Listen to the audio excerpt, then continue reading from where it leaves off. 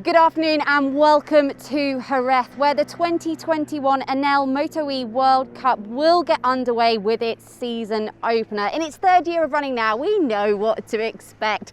Some exceptional drama, some plot twists all season long, and also some exceptionally close racing. Here to talk us through what we can expect to see this season is one half of our MotoE commentary team, Matt Dunn. We come here, Matt, and it's actually the man on top at the moment is Eric Granado, who's the fastest in testing. Jordi Torres comes in as our defending World Cup winner. So much to talk about, but let's start off with Eric Granado because he actually comes in to this race with a win here. His season really got off to a bang, but then it kind of fell away from him. Yeah, well, Eric Granado, almost testing world champion again, pretty much, at least in terms of the times that he was setting. He did come away with an official new lap record here at the Jerez test a few weeks ago now, but then they also had that race simulation as well, and Domi Aegerter actually ran away with that one. But in that race simulation, nothing really on the line, no prizes to be won, not like the first one we had 3 years ago where you could win a bike. I mean, wow. But this one, no, it was just pride. And actually a lot of the guys, especially those with more experience, like the World Cup winner Jordi Torres, decided to keep his cards more close to his chest. Same with former World Cup winner Matteo Ferrari as well. But yeah, very impressive speed from Granado. Just needs to have a bit more consistency, you could say. Some of it his own doing, others, you know, getting caught up in other incidences, like he had here last year with the former World Cup winner Ferrari, you know. So, well, much like we saw at the start of MotoGP, these MotoE riders come in really well prepared for this. They have both of their pre-season tests here in Jerez. We just mentioned Domi Aegerter was really great in that race simulation, just pipped by Eric Granado overall in testing. And we do have him just behind the camera there to come and jump in and have a chat with us about how he's coming into this season. And Domi, it was such an impressive rookie year from you. The start of the season was fantastic. Those last 3 races kind of got a bit unlucky, but how are you feeling coming into this one? Yeah, I'm very happy to be back here and start the season here in Jerez, and we are ready with the Dino World Intact GP team. Yeah, it should be a pretty exciting season. Last year, we just spoke about, for example, with Granado, he was very strong in pre-season testing the last couple of years, but with MotoE, sometimes it's so easy to make a mistake of your own, but then other times you can't help being caught up in other people's mistakes. What was your experience last year like with that sort of the balance between the chaotic racing and adapting your own riding style to this new bike? Yeah, in the MotoE you have not so much time to adapt to the bike. You have only like 7-8 laps. Also in the practice you have not so much time to really adapt and also make some setting. And it's very important to make the e-pole in a good way, to don't lose too much time, to have a good starting position. It's very important. And then the race is also between 7 and 8 laps. So there is also important to get out of the troubles and try to stay in front, because the race is very short. And yeah, when you can stay in the first three riders, then you can fight also for the win. Domi, almost half the field this year are rookies. How do you think that's going to mix up the racing? We could see some of the rookies, they was quite fast. They could adapt very well to the MotoE bike.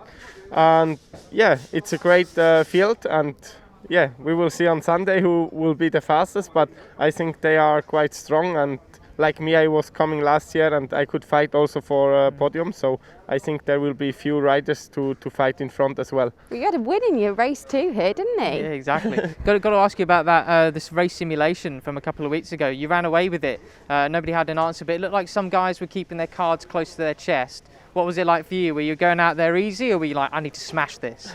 No, I just looking like a test. We was prepared for the race, and I start well, and I was in front, and I just try to go to the limit, and I make a very great pace. And in the end, I had over 10-second cap to the second one, so it was quite impressive. But yeah, I think the race on Sunday will be much more close, and I think will be a good fight between many riders. Awesome. Domi, thanks for dropping by and having a chat with us. All the best for this first one here in Jerez, and we'll catch up with you at the end of the weekend. Thank you so much. Perfect, thank you. Matt, that leaves you and I to continue on. Let's talk a little bit more about Jordi Torres, coming in here as our defending MotoE World Cup winner. He was arguably the most consistent rider. That is potentially, well not potentially, absolutely, definitely what ended up giving him the win last year. Can he replicate that again this year? Yeah, I mean, absolutely, anything's possible. But as you will have seen from Matteo Ferrari's season last year, I mean, just because you try and aim consistently doesn't mean it's absolutely going to happen. Matteo Ferrari decided to take a bit of a different approach last year. He was more aggressive and more racy, and that caught him out at one point here at this very circuit wiping at Granado. But yeah, I mean, anything's possible. The problem is, and the good thing is for us watching, it's so chaotic. There's not many races throughout the season. Every point, every race counts. Even the e-poles count in terms of if you get a really bad qualifying, it's not many laps to make up that kind of places in the race. So anything can happen, but with Jordi Torres, why not? Why not? Ferrari went a little bit more under the radar in testing. Was that for any particular reason? I heard kind of some whispers about potentially struggling to adapt to the new spec tyres we've got this year. Yeah, so I've heard, there are new tyres, a new rear, which is not any different compounds as far as I can understand, but it does mean the drop-off towards the end of the race is less. So yeah, the tyre is fresher when at the time you finish the race, and could well be, and also just as we mentioned at the start, no points for testing, no race wins for testing, anything like that. So just why not, if this is his third season in the class as well, so why put out all your cards on the table before race even gets underway?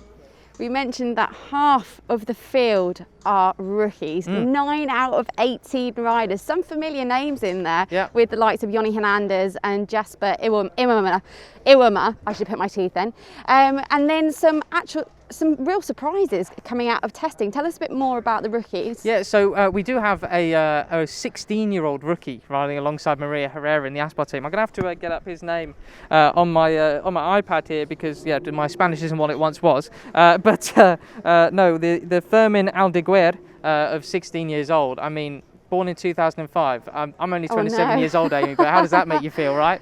Impressive speed already. And this is the thing, we spoke with Domi about these rookies. We got some really experienced GP riders coming in the shape of Johnny Hernandez and Jasper Iwema, but it tends to be these complete newbies who actually adapt really rather well. So it's just such a mixed bag. You never know what you're going to get. We could see one of these young rookies, even the 16-year-old, fighting towards the front from the get-go.